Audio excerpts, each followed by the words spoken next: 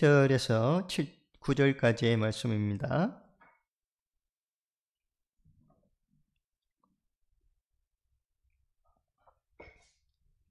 이사야서 11장 1절에서 9절 하나님의 말씀을 같이 읽겠습니다.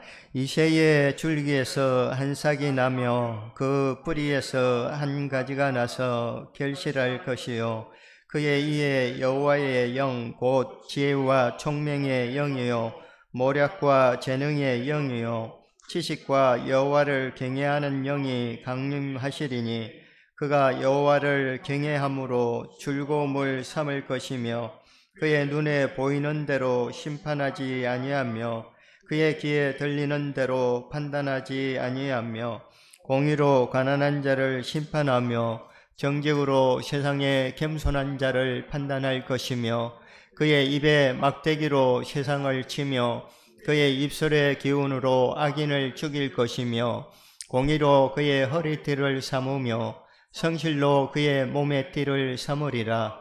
그때에 이리가 어린 양과 함께 살며 표범이 어린 염소와 함께 누우며 송아지와 어린 사자와 살찐 짐승이 함께 있어 어린 아이에게 끌리며 암소와 곰이 함께 먹으며 새끼가 함께 엎드리며 사자가 소처럼 풀을 먹을 것이며 젖먹는 아이가 독사의 구멍에서 장난하며 젖된 어린 아이가 독사의 굴에 손을 넣을 것이라.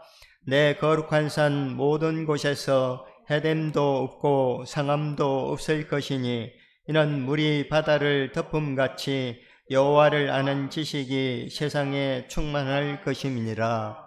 아멘. 이전에 TV는 사랑을 싣고라고 하는 그런 프로에 보면 오랫동안 만나지 못했던 어릴 적 친구나 또 첫사랑 또 선생님 이런 보고 싶은 사람들을 만나게 해주는 그런 프로인데요. 그 프로에 나와서 그 만날 사람을 기다리는 그 사람들의 모습을 보면 설레임이 가득한 것을 볼 수가 있습니다. 어떻게 변했을까? 어떤 모습일까? 만나면 어떨까? 그런 기분을 가지고 기다리는 것을 보게 됩니다. 이전에 보면 또 이산가족 그 만남 프로그램을 보면 온 국민이 그 헤어졌던 가족이 만날 때 그 안타깝고 또 기쁨을 같이 눈물로 흘리면서 봤던 그런 경우들이 있습니다.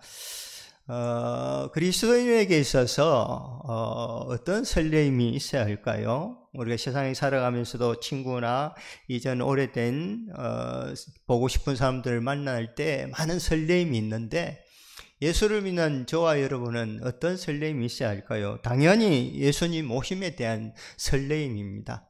지금도 우리가 주일날 하나님 앞에 나와서 하나님을 만나기를 원하잖아요. 그럴 때도 설레임이 필요하겠죠.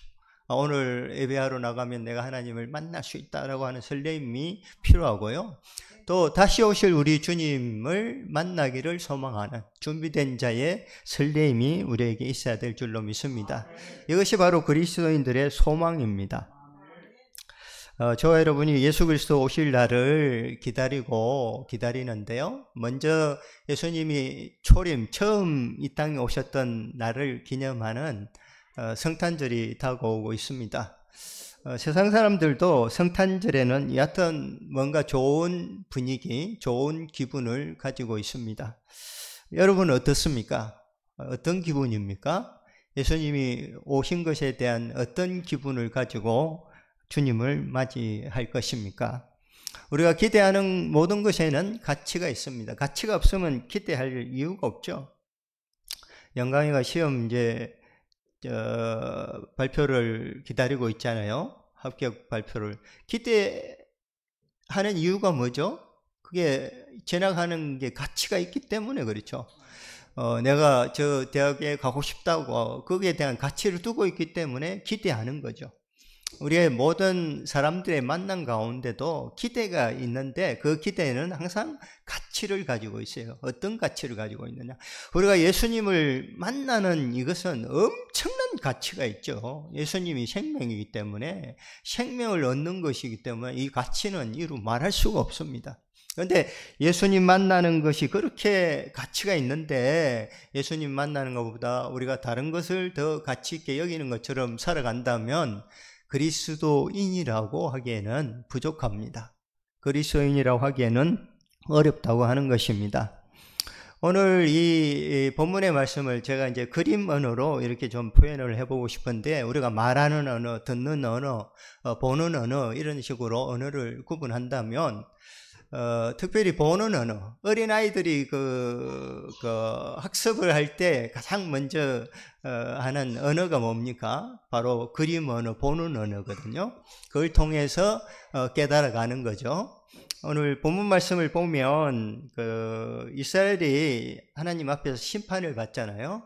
심판을 받아서 살림이 베어진 바 되고 황폐화된 것처럼 되어져 있다는 거죠. 근데 이제 상대적으로 아수르는 살림이 울창한 것처럼 그렇게 아주 멋있고 화려하고 힘있어 보입니다.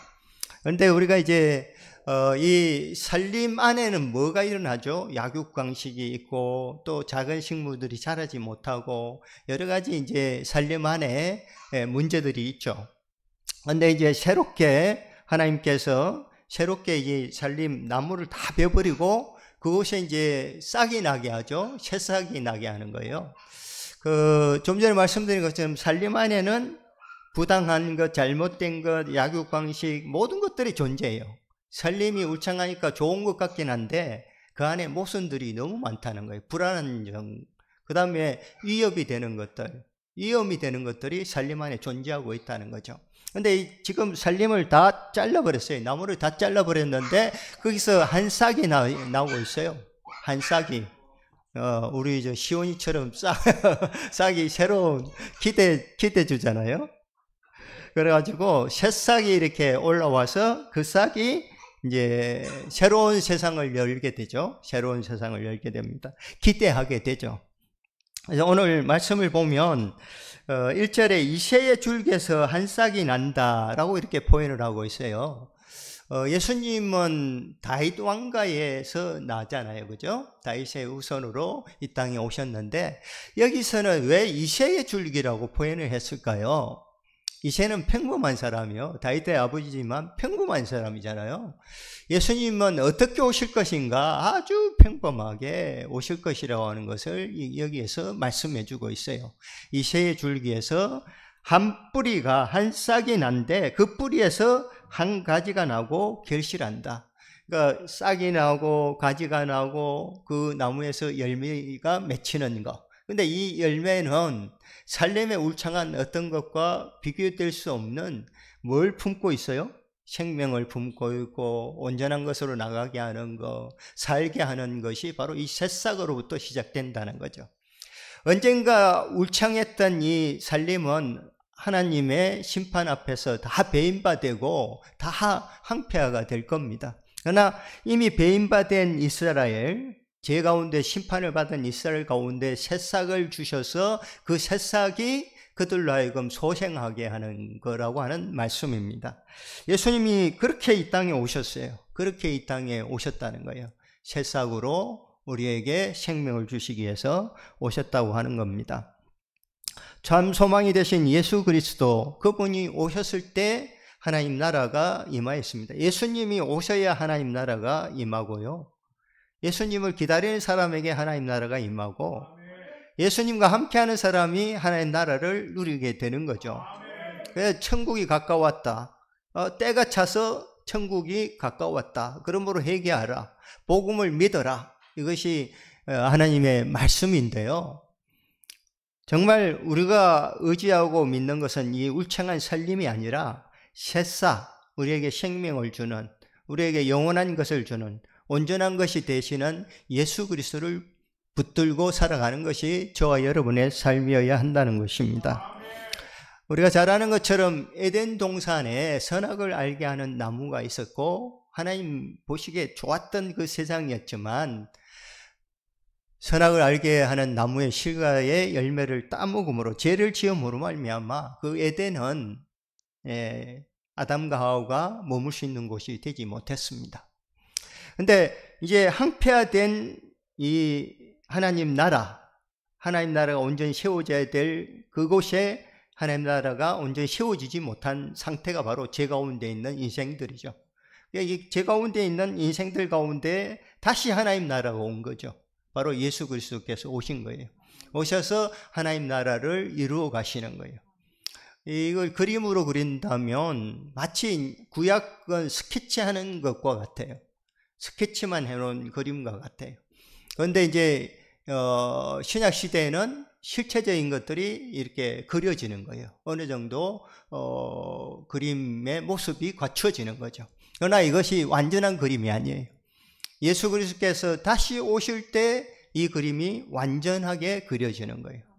그래서 구약의 사람들은 하나님 나라나 하나님을 제대로 얼마나 알까요? 오늘 여호와 하는 지식이 온 땅 가득에 충만해지는 그때, 완전해질 때가 우리 주 예수 그리스도 오시는 때예요. 지금은 우리가 하나님 아는 지식이 있지만 완전하지 않아요. 그래서 죄를 이길 수 있는 하나님 아는 지식이 있어야 되는데 그렇지 못해서 죄 짓는 경우가 있죠. 그래서 하나님을 아는 지식이 충만해질 때는, 완전한 때는 우리가 예수님 오실 때만이, 다시 오실 때만이 가능하다고 하는 것입니다. 그래서 오늘 표현들을 보면 이미 이제 이스라엘은 심판을 받았고 그 가운데 새로운 싹이 나고 그 싹을 통해서 하나님 나라가 이루어지게 됩니다. 우리는 이 살림이어야 된다고 생각해요. 울창한 것이어야 된다고 생각해요. 그래서 이것이 좋은 거예요. 그래서 그 좋은 것 속에 그냥 해결되어져 가고 그것에 관성이 생겨서 그대로 살아가려고 합니다. 그러나 그 안에 정말 도려내야 될 것이 있고 제거해야 될 것이 있다면 이걸 다 벌목을 해야 돼요. 벌목을 해야 됩니다. 우리가 좋게 여기는 것들 벌목하고 새로운 싹이 나서 정말 완전한 하나님 나라가 우리 가운데 임할 수 있도록 그렇게 하나님께 회개의 심령으로 우리의 자신을 맡기고 나가야 될 줄로 믿습니다. 예수님께서 우리에게 오신 것은요, 놀라운 일이죠. 하나님이신 그분이 육신의 옷을 입고 이 땅에 오셨다는 그 자체는 너무나 놀라운 일이에요. 뭐 하기 위해서요? 오늘 오전에도 생명샘에서 생명의 열매를 먹게 하기 위해서 완전한 하나님 나라, 그 나라를 위해서 예수님이 오셨어요. 예수님이 이 땅에 오셔서 그곳으로 우리를 인도해 주시고 인도해 가실 것이라는 거예요. 그리고 완전한 하나님 나라에서 우리는 영원히 살 것입니다. 2절에 보면 이렇게 오시는 그분 이에 여호와의 영, 곧 지혜와 총명의 영이요 모략과 재능의 영이요 지식과 여호와를 경외하는 영이 강림하시리니. 그냥 예수님이 또 세례 받으실 때도 하나님의 영이 임하셨잖아요. 하나님의 아버지의 음성이 들리고 내 사랑하는 자라고 그렇게 선포하잖아요. 하나님의 영이 함께 했다고 하는 거죠. 하나님의 영. 여기에 보면 지혜와 총명의 신, 여호와는 지혜와 총명과 모략과 재능과 지식의 근본이십니다. 이것이 이제 우리가 하나님을 예수님이 말씀을 오셨다, 로고스라고 할 때 이 지혜라고 하는 이것이 하나님의 특성이에요.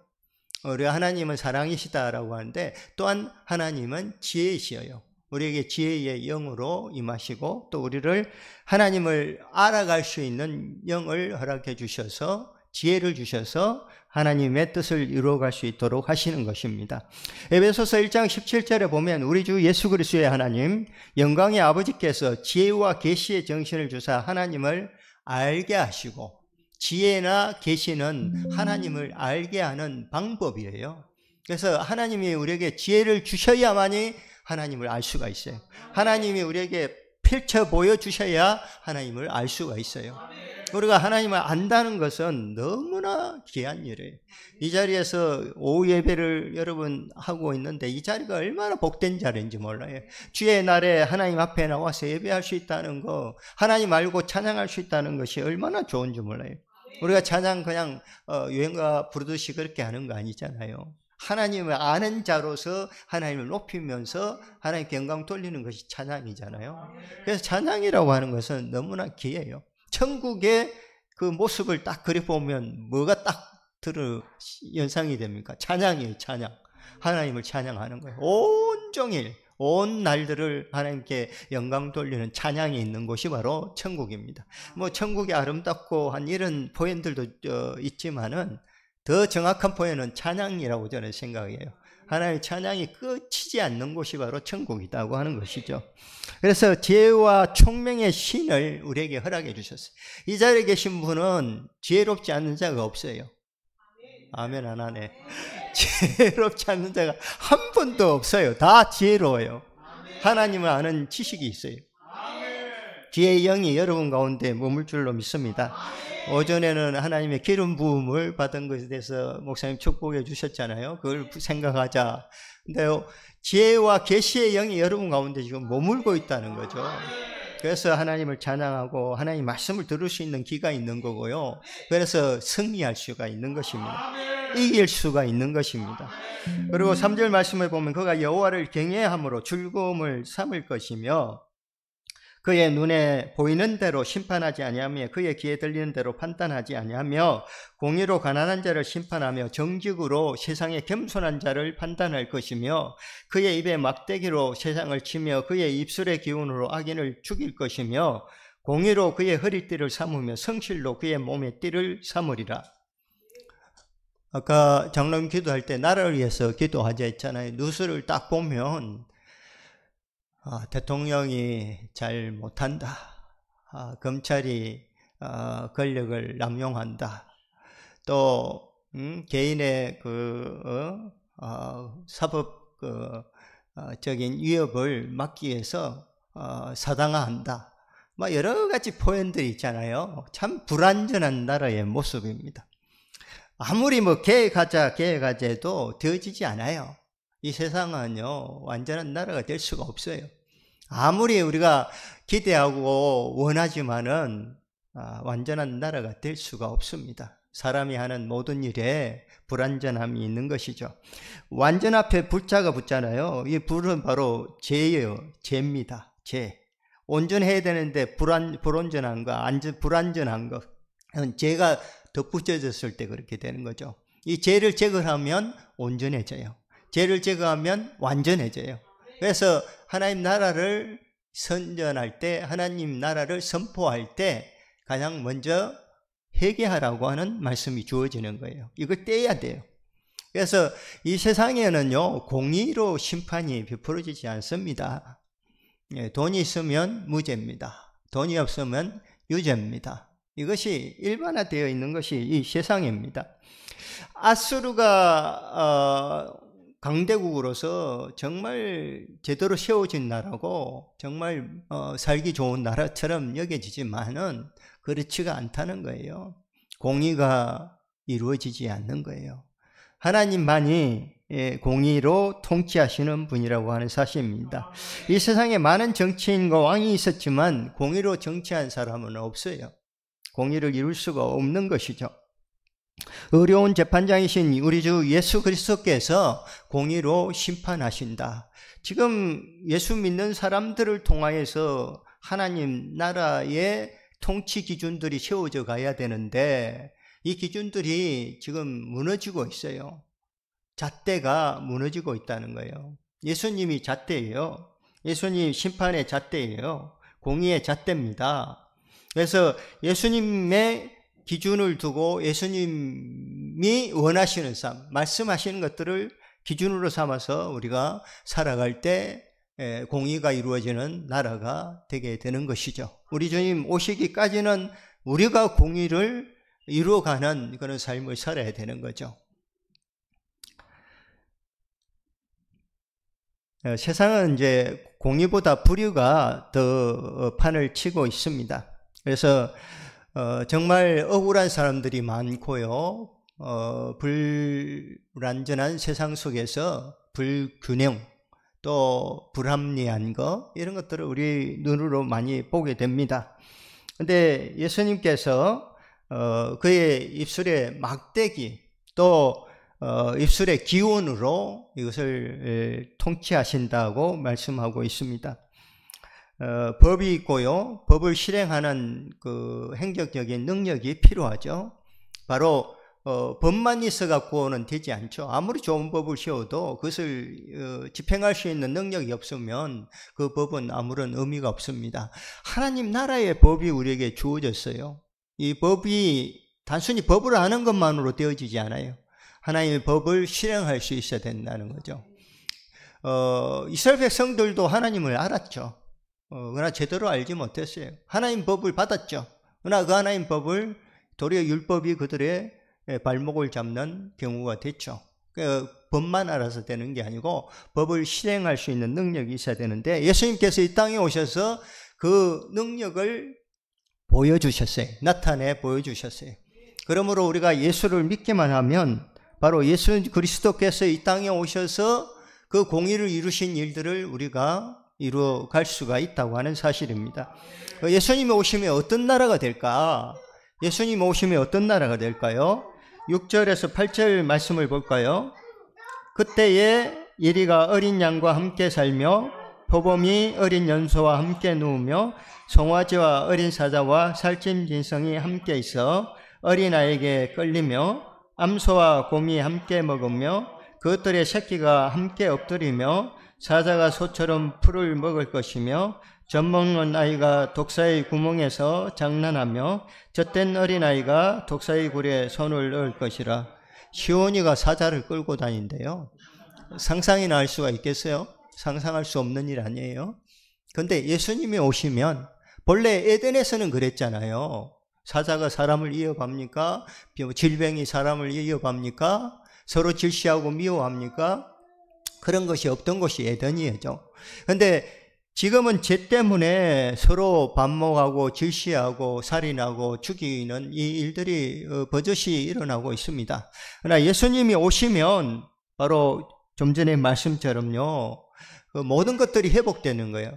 약한 자와 강한 자가 함께하고 또 버려질 거, 그 다음에 또 귀중하게 챙길 거, 어떤 거 상관없이 모든 것이 하나님 안에서 온전해져 가는 이런 모습을 갖게 되는 거죠. 독사의 굴에 손을 넣을 자가 누가 있으며 사자를 끌려고 하는 어린아이가 누가 있으며 누가 있겠어요. 그러나 하나님이 통치하시는 그 나라에는 어떤 위협도 없다. 어떤 위협도 없다는 거죠. 예, 그곳에는 바로 샬롬이 있는 것입니다. 하나님께서 아담과 언약을 맺으시고 그 언약 가운데 하나님 나라를 이루어 가십니다. 그 이후에도 많은 언약을 주시고 그 언약의 약속의 말씀을 이루어 가십니다. 지금 저와 여러분에게도 하나님 말씀하시고 그 말씀을 이루어 가고 계십니다. 그러므로 우리는 메시아가 오실 그 완전한 나라를 사모하면서 그 말씀을 우리가 마음에 새기면서 살아가기를 원합니다. 이렇게 우리 가운데 오셔서 우리에게 이런 하나님 나라를 허락하신 하나님께 찬양하며 나가기를 원합니다. 찬양할까요? 온 땅이여 주를 찬양, 한번 찬양하겠습니다.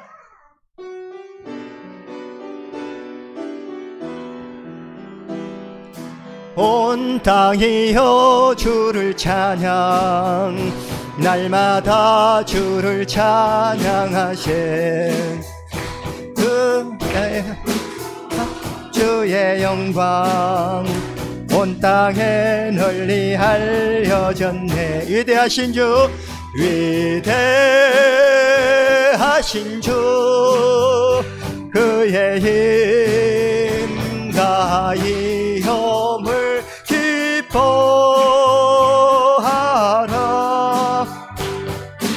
그의 다스리심을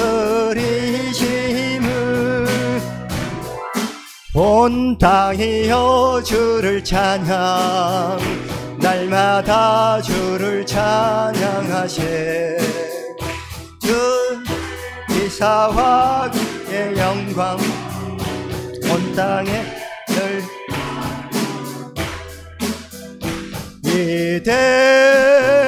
위대하신 주, 그의 힘과 영화의 영을 기뻐하라. 주의 다스리심을 온 땅이여 주를 찬양, 날마다 주를 찬양하세. 주의 기사와 주의 영광 온 땅에 널리 알려졌네. 아멘. 시온이에게도 하나님 나라가 왔는가 봐요. 네. 참 우리가 사는 이 세상은 또 화려하고 아름다워 보이고 좋은 것 같지만은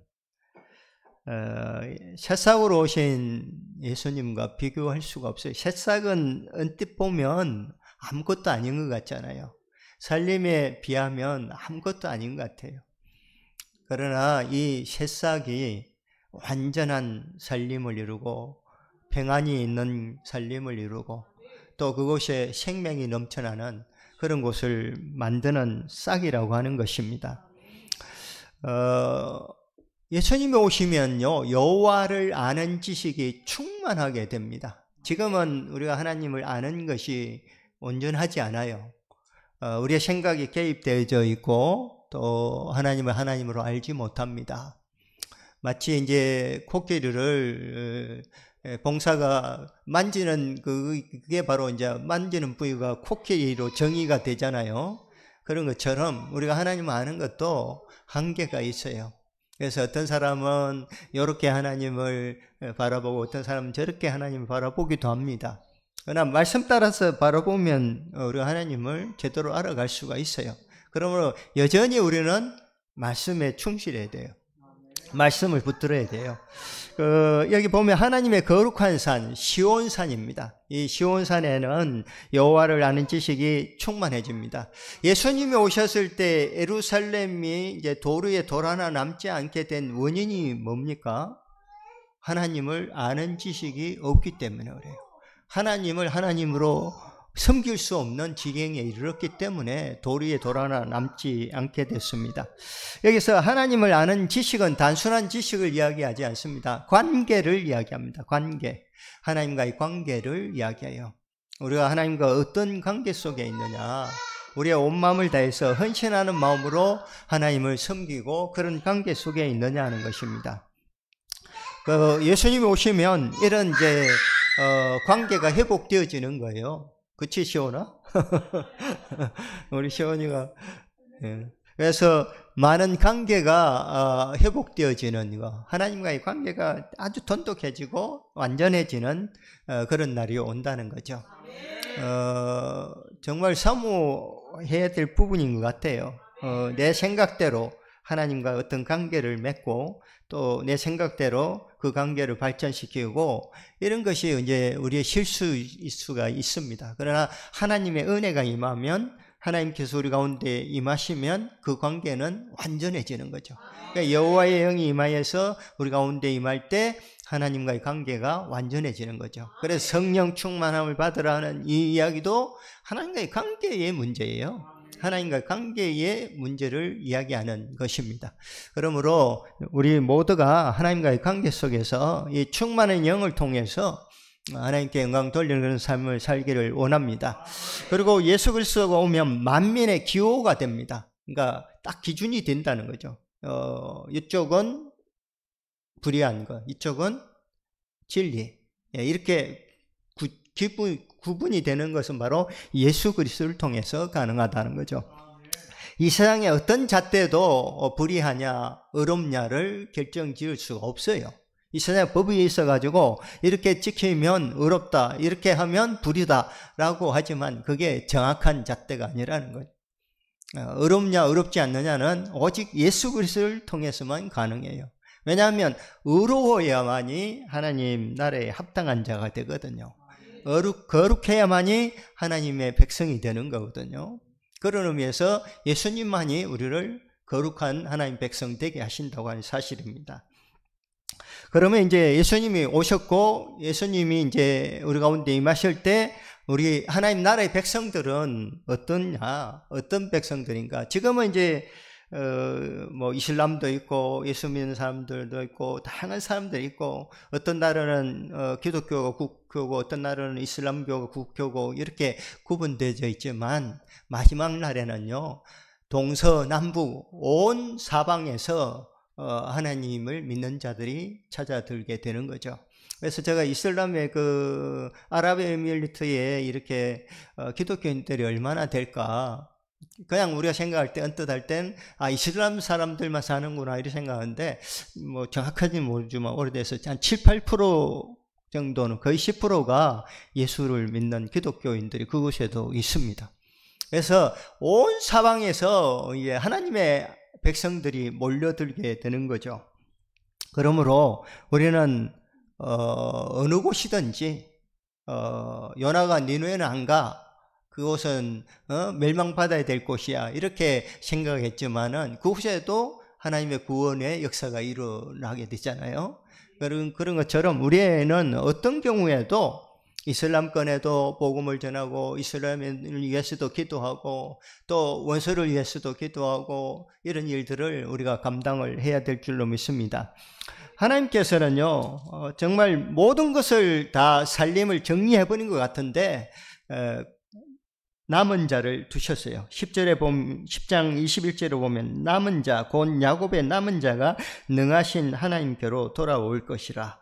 남은 자들이 돌아온다는 거예요. 남은 자들이 이 새싹을 보고 이 새싹에 생명이 있는 것을 알고 또 이 새싹을 통해서 온전한 것들이 이루어지는 것을 알고 돌아오게 된다는 거죠. 이 항폐화되고 돌아와서 아무것도 이루어질 것이 없는 그곳으로 돌아오게 되는 자들은 남은 자들이에요. 남은 자들. 그래서 이제 마지막 때에 보면 우리가 하나님 앞에서 심판을 받고 또 환난이나 이런 모든 어려운 핍박들 가운데 견디는 자들이 14만 4천의 어떤 특정된 무리들이 남게 되는데요. 이들이 바로 남은 자들이죠. 남은 자들. 남은 자들이 하나님께로 돌아와서 하나님의 구원의 은총을 누리게 되어 있다고 하는 것입니다. 그리고 마지막 날에는 이제 지금은 우리 교회 저 교회 막 이런 게 있고 그렇지만 예수님이 오실 때는 하나된 백성이 이루어지는 거예요. 하나의 교회가 이루어지고 하나의 백성으로 이렇게 이루어지게 되는 것입니다. 이 땅의 나라들은요, 아무리 뭐 통합을 하고 또 나라가 합해지고 이래도 여전히 불안하고 그곳에는 반목과 질시가 있고 전쟁이 있습니다. 사랑하는 성도 여러분, 예수님이 오신다네요. 어떤 마음입니까? 할렐루야. 예, 어서 오시옵소서. 사모님 대표로 한번 이야기해 보세요. 예수님 지금 오신대요. 어서 오시옵소서. 감동이 좀 적었네요. 아이고 예수님. 아이고 예수님. 내가 기다리던 예수님 아닙니까? 정말 우리 밑바닥이 다 드러나는 절제되지 않고 그냥 그대로 그냥 미치고 환장하겠습니다. 이런 마음으로 우리 주님을 맞이했으면 좋겠습니다. 정말 예수님이 이 땅에 오신 초림을 우리가 성탄절로 지킵니다. 구약시대보다 더 우리는 하나님을 더 많이 압니다.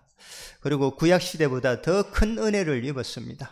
그리고 구약시대보다 더 큰 것들을 기대하고 나가고 있어요. 바라보면서 믿음의 눈으로 우리는 나아가고 있습니다. 간절히 바라기는 우리가 성탄을 맞이할 때마다 그저 초림으로 오신 예수님 그냥 품고 지나가는 것이 아니라 다시 오실 우리 주님을 기대하고 또 주님 오셨을 때 누릴 그 영광을 기대하면서 이 땅 가운데 우리의 삶이 준비되어지고 또 하나님께 영광 돌릴 수 있는 삶이 되기를 간절히 원합니다. 구약시대의 메시아, 그들이 바라봤던 메시아는 정치적인 메시아가 대부분이었어요. 그 구약의 많은 부분이 메시아에 대해서 이야기하고 있는데 그 메시아는 온전한 메시아가 아니에요. 예수 그리스도가 오셨을 때 메시아가 어떤 분이신지를 알게 된 게 바로 신약 시대고요. 바로 저와 여러분이 메시아가 어떤 분인지를 알고 지금 메시아 오실 것을 기다리는 사람들이에요. 그러니까 이 수준이나 영적인 차원이 완전히 다른 거죠. 얼마나 복받은 거예요. 간절히 바랍니다. 예수님 오셨을 때 주 예수여 어서 오시옵소서. 정말 빨리 오십시오. 빨리 오시기를 바랍니다. 그런 마음으로 달려나갈 수 있는 그런 우리의 삶, 믿음이 되기를 원합니다. 공의와 평화가 넘쳐나는 하나님 나라, 완전한 하나님 나라, 지금 저와 여러분이 맛보지 아니하면 그 하나님 나라는 소망할 수가 없습니다. 우리가 힘들고 어렵고 많은 상황이 있지만 그런 가운데서도 하나님 나라를 맛보며 살아갈 수 있도록 은혜 베풀어 달라고 기도하시길 바랍니다. 그럴 때 우리가 하나님 나라를 소망하고 또 하나님 나라의 천국 백성의 자격이 될 줄로 믿습니다. 그런 복이 저 여러분 모든 가운데 임하기를 주님의 이름으로 축원합니다. 같이 한번 기도하겠습니다. 하나님